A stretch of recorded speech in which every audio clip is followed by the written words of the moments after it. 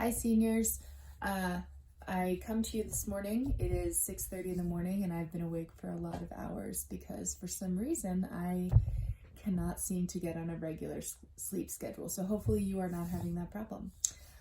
Also, I hope you like my pajamas. They're very comfy. So last week I posted a video on universal basic income, and the goal of that was to A, introduce you to the topic, and then B, give you access, if you look on the website, to some resources to allow you to do your own research so that you can decide for yourself what you think about that policy or that potential policy. And then secondarily to the policy of universal basic income, what do you think of the stimulus package that Congress just passed and the way that the government is attempting to mitigate some of the really severe losses that people are facing because of the job losses with this coronavirus epidemic? So today's video is a little bit different. It's going to be a lot shorter, and I'm just going to give you a task to complete and kind of give you a preview into what we're going to start after spring break.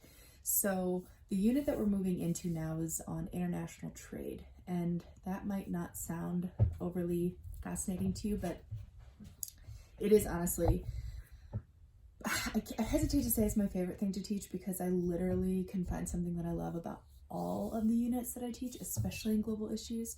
But international trade is one of the things that caused me to, when I was learning about it and preparing to teach it for the first time a few years ago, I learned a lot, and it has actually caused me to change some of my habits because I know where and how things are made and how they come to be available to me in stores in the United States and on the internet in the United States. So I'm hoping that this unit will be interesting to you, but also that it'll help you as you go out into the world and become consumers. You're already consumers, but when you are no longer living at home and you're having to make a lot of choices about what you buy and where you buy it from on your own, I want you to have some information before you do that. So beginning the week after spring break, there are going to be texts and videos related to the material that I will be providing. It's going to be similar to the materials we use to work on the United Nations unit and the Human Rights unit and the Terrorism unit and the Nuclear Weapons unit, all that the same program from Brown University. But for today, I have a really short task that I would like you to complete. So on the website, I posted a document. It is called Global Issues Trade 1, because there's going to be a variety of trade-related documents. And it's 2 pages long. So on the first page, it's just a T-chart. You don't have to use it if you don't want to. You can just use regular paper, but if it helps you, you can use a T-chart. What I want you to do is I want you to go through your closets, and I want you to find 10 pieces of clothing or shoes that you can identify where they came from. So look on the tag where it says made in, and I want you to find 10 different items of clothing or shoes and 10 different countries. So if you find one that says made in Vietnam and then you find another one that says made in Vietnam, look for differences. So I'm looking for people to generate a list of 10 different countries where things are manufactured. If you run out of clothing or shoes that are produced in a variety of places, you can use cell phones or game consoles or other like goods, but I want you to start with clothing.